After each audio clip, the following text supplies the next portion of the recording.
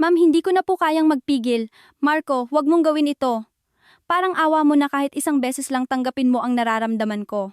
Noong gabing iyon, habang nasa business trip ang asawa ko, kaming dalawa lang ang naiwan sa sala. Ako ay isang 45 pong anyos na ordinaryong may bahay. At siya naman ang pinagkakatiwalaang tauhan ng aking asawa. Ma'am, mahal ko po kayo. Hindi ko alam noon na ang isang pangungusap na iyon ay yayanig sa aking 20 taong pagsasama bilang mag-asawa. O mas tamang sabihin nagbulag-bulagan lang siguro ako. Kung susuportahan nyo ang channel, mapapakinggan nyo ang kwentong ito hanggang dulo. Magsisimula na ako sa aking kwento. Ako si Elena, 44 taong gulang. 20 taon na kaming kasal ng asawa kong si Ramon at wala kaming anak. Sinubukan naming magkaanak. Noong unang 5 taon, talagang gustong-gusto namin. Pero hindi kami pinalad. Pumunta kami sa mga ospital at sumailalim sa iba't ibang pagsusuri. Sabi ng doktor, wala namang espesyal na problema. Baka sadyang hindi lang talaga para sa amin. Dahil sa sinabing iyon, sumuko na ako. Hindi na rin nagsalita pa ang asawa ko tungkol dito. Napagpasyahan na lang namin na mamuhay ng tahimik na magkasama. Ang asawa kong si Ramon ay isang manager sa isang malaking kumpanya ng konstruksyon. Siya ay 48 taong gulang, mas matanda ng 4 na taon sa akin. Masipag siyang tao. Hindi nang bababae, hindi masyadong umiinom at masasabing family-oriented, pero lagi siyang abala. Umaalis siya ng alas 7 ng umaga at umuuwi ng alas 10 ng gabi. Kahit weekend may golf o inuman kasama ang mga katrabaho. Madalas akong mag-isa sa bahay, isa akong full-time housewife.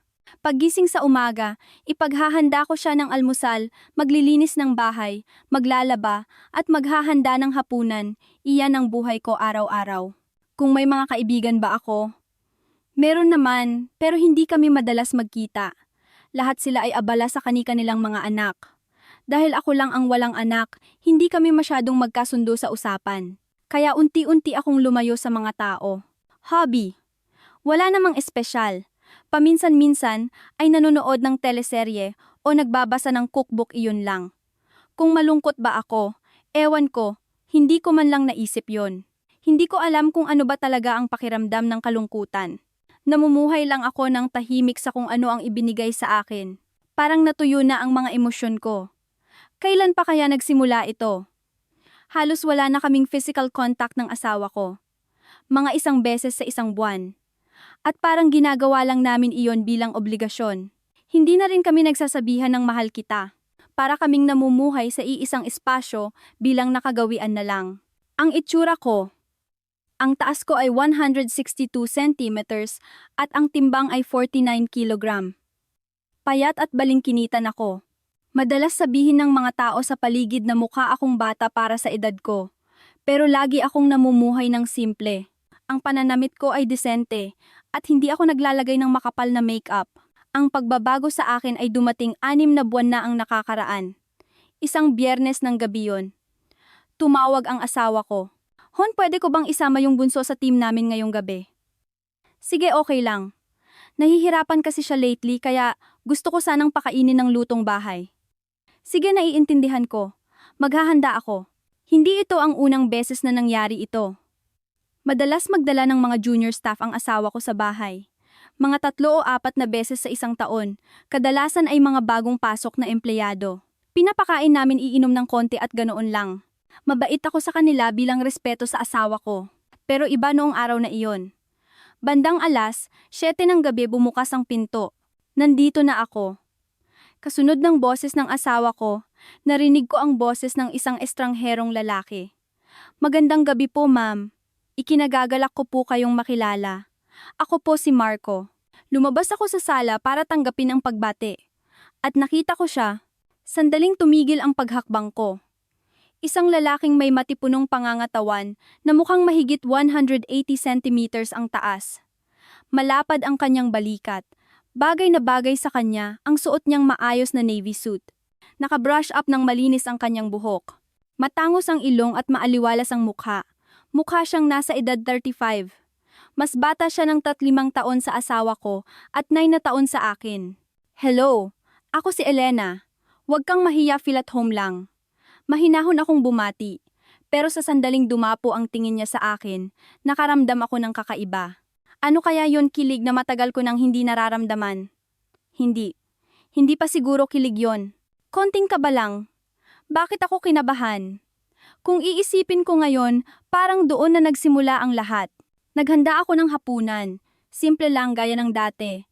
Sinigang pritong isda at ilang gulay.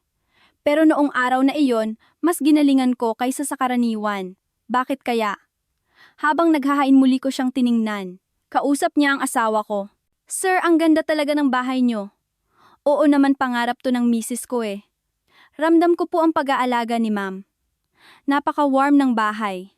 Dahil sa sinabi niyang iyon, bigla akong natuwa. Kailan ba huling may nakapansin sa mga efforts ko, nagsimula na ang hapunan? Marco, kumain ka ng marami. Opo. Sir, ma'am, napakasarap po ng pagkain. Salamat. Ordinaryong usapan lang. Pero paulit-ulit kong nararamdaman ang tingin niya. Kapag naglalagay ako ng pagkain, kapag nagasalin ako ng tubig, kapag tumatawa ako parang sinusundan ako ng mga mata niya. Guni-guni ko lang siguro, sabi ko sa sarili ko. Pagkatapos kumain, uminom ng alak si Ramon at Marco sa sala. Habang naghuhugas ako ng pinggan sa kusina, naririnig ko ang usapan nila. Sir, ang hirap po talaga ng buhay ko ngayon. Bakit, anong problema? Naaalala ko po kasi palagi yung ex-girlfriend ko. Lilipas din yan sa paglipas ng panahon. Masaya po ba kayo, Sir May? Napakabait kayong asawa. Sandaling tumigil ang kamay ko sa paghuhugas. Oo naman. 20 years na kaming nagsasama eh. Walang kaemo-emosyon ang sagot ng asawa ko. Ewan ko ba biglang sumikip ang dibdib ko. Noong gabing iyon, bandang alas, sensi umuwi na si Marco. Ma'am, maraming salamat po sa pagkain. Pwede po ba akong bumalik ulit? Oo naman. Punta ka lang. Sinagot ko lang iyon bilang pagiging magalang. Pero iyon na pala ang simula. Makalipas ang 1 linggo, bumalik si Marco. At sa sumunod na linggo at sa sumunod pa. Hindi ko na malaya, naging routine na ang pagpunta ni Marco sa bahay namin 2 beses sa 1 linggo. Ma'am, pasensya na po lagi. Nakakaabala na ako. Naku, hindi. Mas gusto ko nga to kaysa kumain mag-isa. Hindi iyon kasinungalingan. Sa totoo lang, mas masigla ang hapunan naming 3 kaysa kapag kaming 2 lang ng asawa ko. Pero hindi ko alam, may unti-unting nagbabago sa loob ko. Noong lumipas ang 1 buwan, mas lalo akong nag-aayos. Sa pananamit, sa make-up, sa ayos ng buhok. Bakit kaya? Nakakahiyang isipin ngayon, pero noon hindi ko rin alam. Niloloko ko lang ang sarili ko na gusto ko lang magmukhang presentable dahil may bisita.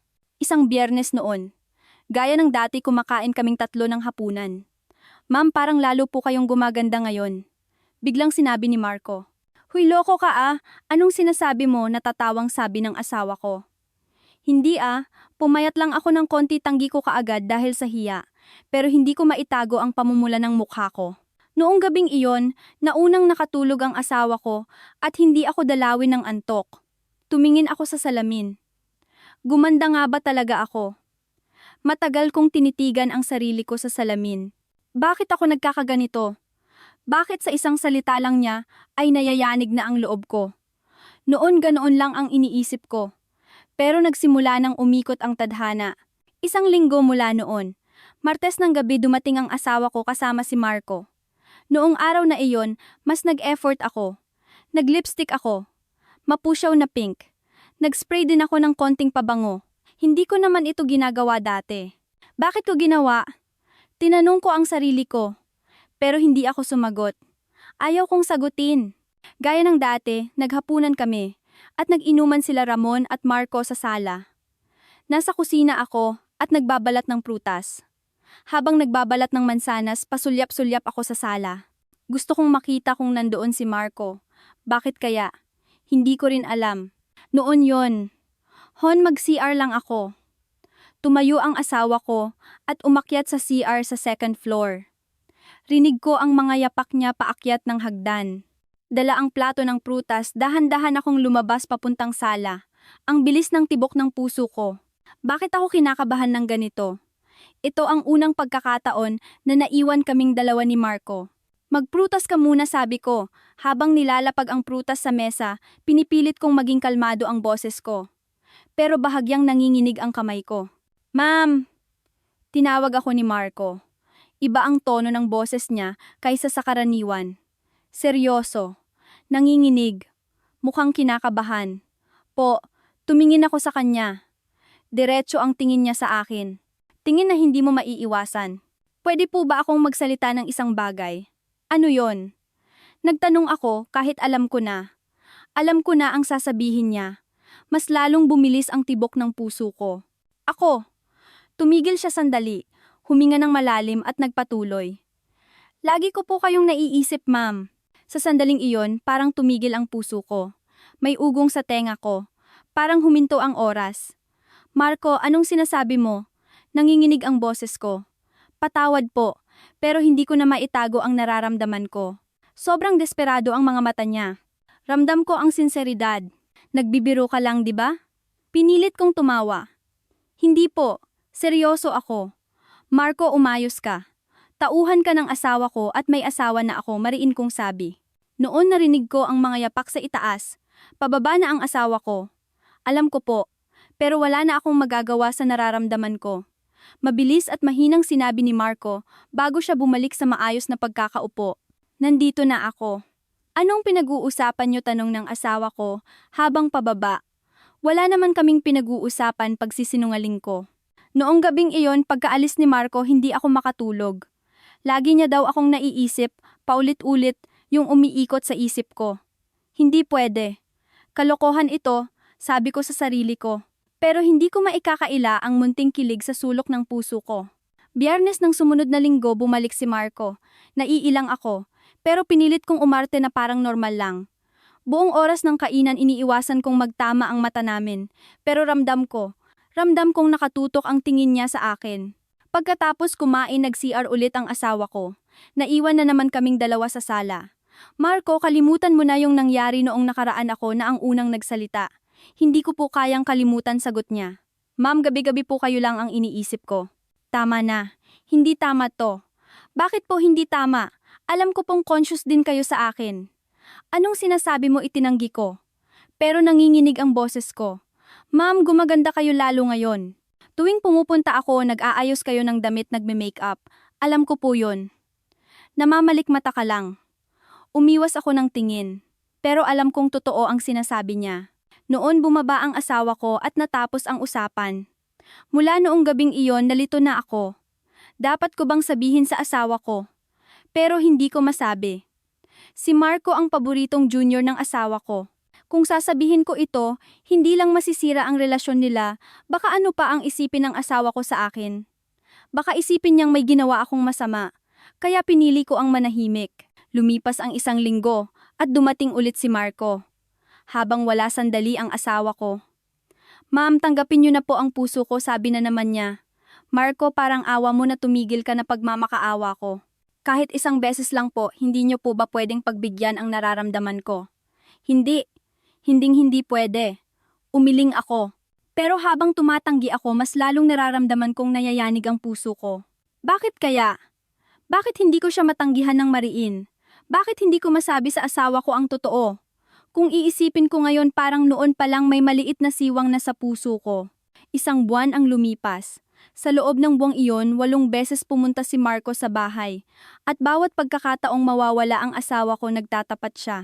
Ma'am, mahal kita. Yung mga salitang nakakagulat noong una, unti-unting naging pamilyar. Hindi lang naging pamilyar. Parang inaabangan ko na ba? Hindi ko na malayan tuwing araw ng pagpunta ni Marco. Mas lalo akong nag-aayos. Kinukulot ko ang buhok ko, nagli-lipstick at nagpapabango. Bakit ko ginagawa yon? Tinanong ko ang sarili ko. Pero hindi ako makasagot. O baka ayaw ko lang talagang sagutin. Isang araw sinabi ng asawa ko, Hon, kailangan kong mag-business trip sa susunod na linggo. Saan ang punta mo? Sa site sa Cebu, mukhang aabutin ng 1 linggo. 1 linggo talaga. Oo Sorry, may iwan kang mag-isa sa bahay. Okay lang, mag-ingat ka. Ganoon ang sinabi ko. Pero sa isang sulok ng puso ko, may kakaibang emosyon na nabuo. Wala ang asawa ko ng 1 linggo. Dahan-dahang pumasok sa isip ko ang ibig sabihin noon. 2 araw bago ang business trip, Biyernes noon. Huling punta ni Marco bago umalis ang asawa ko. Marco, aalis ako papuntang Cebu next week. Mawawala ako ng 1 linggo. Pwede bang silip-silipin mo si Mrs. Kung okay lang siya, pakiusap ng asawa ko kay Marco. Opo sir, huwag kayong mag-alala, sagot ni Marco. Tapos tumingin siya sa akin. Ang mga mata niya ay may halong matinding determinasyon. Iniwasan ko ang tingin niya dahil sobrang bilis ng tibok ng puso ko. Lunes ng umaga, umalis na ang asawa ko papuntang business trip. Bitbit ang bag sa may pinto, nagpaalam siya. Magkita tayo after 1 week. Kung may kailangan ka, tawag ka lang. Oo, mag-ingat ka. Hinalikan ko siya sa pisngi ng magaang. Sanay na halik lang. Tinapik din niya ng magaang ang balikat ko. Hindi ka naman takot mag-isa, di ba? Okay lang ako. Sige, alis na ako. Sumara ang pinto. Kasabay ng tunog na iyon, nag-isa na ako. Tahimik ang buong bahay. Sobrang tahimik. Tunog lang ng orasan ang naririnig ko. Tik-tak, tik-tak. Naupo ako sa sofa at tulalang tumingin sa labas ng bintana. Mainit ang sikat ng araw. Pero ang puso ko parang may kulang. Isang linggo akong mag-isang mamumuhay. Sa isiping iyon, ewan ko ba sumikip ang dibdib ko. Dahil ba sa lungkot o dahil sa ibang dahilan? Noon tumunog ang cellphone ko. May message. Sino to? Tiningnan ko ang screen. Si Marco. Ma'am, nakaalis na po ba si sir? Pwede po ba akong dumaan mamayang gabi, Marco? Nanginig ang kamay ko. Nagsimulang kumabog ang dibdib ko. Dapat ko bang sagutin? Dapat ko bang tanggihan? Tumigil ang daliri ko sa keyboard. Matagal akong nag-isip. Malito. Bawal kaming magkita nang kaming dalawa lang, sabi ng isip ko. Pero iba ang sinasabi ng puso ko. Malungkot ako. Kailangan ko ng makakasama. Gusto kong makita si Marco. Sa damdaming iyon, gumalaw ang kamay ko. Nag-type ako. Sige, punta ka. Pinindot ko ang send. Pagkatapos, binaba ko ang cellphone at napabuntong hininga. Anong ginawa ko? Pero huli na ang lahat. Naipadala na ang mensahe at darating si Marco mamayang gabi. Kaming dalawa lang, wala ang asawa ko. Sa isiping iyon palang kumakabog na ang dibdib ko. Bakit ko ginawa yon? Hanggang ngayon hindi ko maipaliwanag ng maayos ang dahilan. Sapat na bang dahilan ang sabihing malungkot lang ako o baka sa sulok ng puso ko may inaasahan na talaga ako? Tumayo ako sa sofa at tiningnan ang bahay. Kailangang maglinis. Inilabas ko ang vacuum cleaner. Nilinis ko ang sala at pinunasan ang kusina. Nilinis ko rin ang CR. Bakit ako nag-effort ng ganito? Junior lang naman ng asawa ko ang darating. Pero tuloy-tuloy ang galaw ng kamay ko. Pagkatapos maglinis, tumingin ako sa salamin. Gulo-gulo ang buhok ko. Kailangang maligo. Pumasok ako sa banyo. Habang dumadaloy ang mainit na tubig sa katawan ko, nag-iisip ako. Anong mangyayari mamayang gabi? Bakit sinabi ni Marco na pupunta siya? Bakit ko siya pinapunta? Pagkatapos maligo, binuksan ko ang cabinet. Anong isusuot ko? Yung pambahay na komportable o yung medyo maayos? Matagal akong nag-isip bago pinili ang isang light beige na blouse. Nagmaong ako. Tumingin ako sa salamin. Pwede na. Nag-makeup din ako. Naglagay ng manipis na lipstick. Light rose color. Nag-isip pa ako kung magpapabango. Pero sa huli, nag-spray din ako. Bakit hindi ko rin alam? Buong hapon noong araw na iyon balisa ako. Nanood ako ng drama sa TV pero wala akong naintindihan sa kwento. Panay ang tingin ko sa orasan, alas 5:06. Habang lumalapit ang oras, lalong bumibilis ang tibok ng puso ko. Nagsimula akong magluto ng hapunan. Anong lulutuin ko? Sinigang tinola. Nagpasya akong magluto ng kaldereta. Paborito to ni Marco. Paano ko nalaman? Noong nakaraan, sinabi niyang masarap. Yun noong kumain sila dito at natatandaan ko. Bakit ko natandaan? Hindi ko rin alam. Habang nagluluto, tingin pa rin ako ng tingin sa orasan. 7:10, 7:20. Parang sasabog na ang puso ko. 7:30. Tumunog ang doorbell.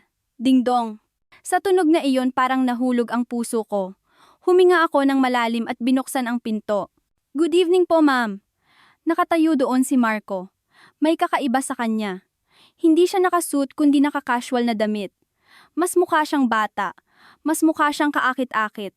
Tuloy ka. Pinagbuksan ko siya ng pinto.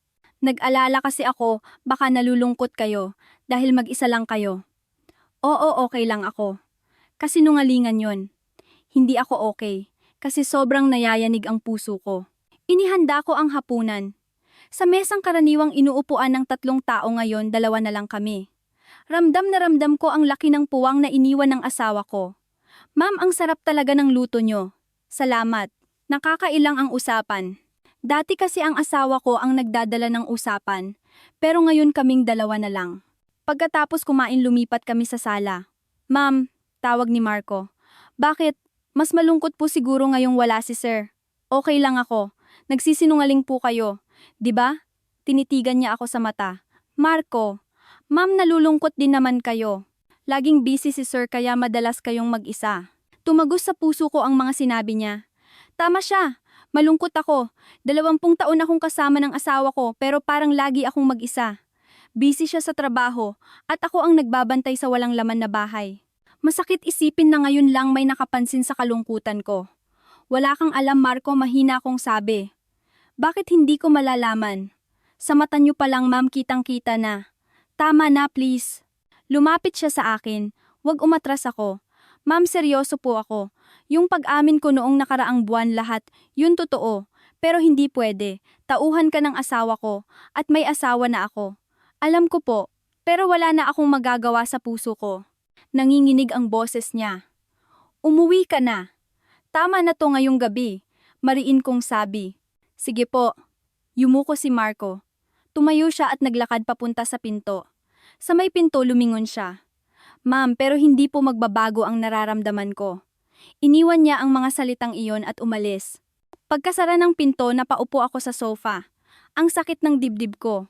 Bakit masakit? Ako naman ang tumanggi, pero bakit parang ang blanko ng pakiramdam ko? Noong gabing iyon, hindi ako makatulog. Kinabukasan, Martes nag-text si Marco. Ma'am, sorry po kagabi. Mukhang sumobra ako. Mag-iingat na po ako sa susunod. Matagal akong nag-isip bago mag-reply. Okay lang. Kalimutan na natin yon. Pero ganoon ba kadali yon? Lumipas ang Miyerkules at Huwebes. Tumatawag ang asawa ko gabi-gabi. Hon, okay ka lang ba dyan? Oo, okay lang. Hindi ka ba nalulungkot? Okay lang ako. Kasinungalingan. Sobrang lungkot ko. Pero hindi ako sigurado kung dahil ba sa asawa ko ang lungkot na to o dahil sa ibang dahilan. Biyernes, 5 araw ng business trip ng asawa ko. Bandang 3:00 ng hapon tumunog ang doorbell. Sino to? Binuksan ko ang pinto. Good afternoon, ma'am. Si Marco. Marco, naisip ko lang baka may kailangan kayo. Wala naman. Nagbilin kasi si sir na i-check ko kayo. Dahil sa sinabi niya, wala akong nagawa kundi papasukin siya. Tuloy ka. Pumasok si Marco sa loob. Gusto mo ng kape? Ay huwag na po. Aalis din ako agad. Pero hindi siya umalis. Naupo siya sa sala at tiningnan ako. Ma'am, mukhang pagod na pagod kayo. Oo nga eh. Namamayat po ang mukha nyo. Hindi kasi ako makatulog ng maayos. Ganoon po ba? Bakit hindi kayo makatulog? Tanong niya. Wala lang. Hindi ako makasagot. Pero mukhang alam niya. Alam niya kung bakit hindi ako makatulog. Ma'am, hindi kaya iniisip niyo rin ako gabi-gabi kaya kayo ganyan, Marco. Ma'am, magpakatotoo na po kayo. Lumapit siya sa akin. Huwag umiling ako. Pero hindi umatras ang katawan ko. Sinasabi ng mga mata niyo gusto niyo rin ako. Hindi. Nanginginig ang boses ko. Huwag na po kayong magsinungaling. Hinawakan niya ang kamay ko. Mainit. Sobrang init. Bitawan mo ako sabi ko, pero hindi ko binawi ang kamay ko. Ma'am, akmang yayakapin niya ako. Huwag sigaw ko. At winaksi ko ang kamay niya. Patawad po. Umatras si Marco. Umalis ka na. Parang awa mo na umalis ka na. Masusunod po. Yumuko siya at umalis. Pagkasara ng pinto nang hina ang tuhod ko at napaupo ako sa sahig. Bakit ganito kahirap? Bakit kahit tinanggihan ko na ang sakit pa rin ng dibdib ko? Noong gabing iyon tumawag ang asawa ko. Hon, 2 araw na lang uuwi na ako. Konting tiis na lang. Oo, mag-ingat ka pa uwi. Pagkababa ng telepono humiga ako sa kama. 2 araw. Pagkalipas ng 2 araw, babalik na ang asawa ko at babalik na sa dati ang lahat. Pero babalik nga ba? Ang puso kong nayanig na babalik pa kaya sa dati. Sabado. 6 na araw ng business trip. Maaga akong nagising. Hindi ako nakatulog ng maayos. Paikot-ikot lang ako sa kama magdamag. Nanaginip ako. Kasama ko si Marco sa panaginip. Paggising ko naawa ako sa sarili ko. Anong ginagawa mo, Elena? Tanong ko sa sarili ko. Pero wala akong maisagot. Bumangon ako at pumunta sa banyo. Tumingin ako sa salamin. Isang pagod na mukha ang nakita ko. May dark circles sa ilalim ng mata ko. Kailan pa ako naging ganito? Naghilamos ako ng malamig na tubig. Tumulo ang malamig na tubig sa pisngi ko. Gumising ka sa katotohanan, Elena. Sabi ko sa sarili ko sa salamin. May asawa ka na. May asawa ng iba ang inaasinta mo. Anong balak mong gawin? Pero ang mga mata ko sa salamin, kitang-kita ang pagkalito. Maghapon lang ako sa bahay. Wala akong ganang gawin kahit ano. Naupo ako sa sofa at nanood ng teleserye. Pero wala ring pumasok sa isip ko. Hindi rin ako kumain ng maayos ng tanghalian. Ilang hiwa lang ng prutas ang kinain ko. Dumating ang hapon. Tumingin ako sa labas. Maaliwalas ang langit. Mainit ang sikat ng araw. Binuksan ko ang pinto sa veranda at tumingin sa labas. Humahangin. Nilipad ang buhok ko. Pumikit ako. At nag-isip, anong ginagawa ko? Saan ako patungo? Gulong-gulo ang isip ko. Naalala ko ang asawa ko. 20 years kaming magkasama. Mabait siyang tao. Hindi nang bababae nagbibigay ng pera at mabuti naman sa akin. Siyempre, kulang sa atensyon pero hindi siya masamang tao. Sa ganitong asawa, anong kalokohan ang ginagawa ko? Binaha ako ng guilt. Masakit sa dibdib, pero kasabay noon may ibang emosyon. Kilig, excitement ka ba? Pinahihirapan ako ng mga emosyon na yon.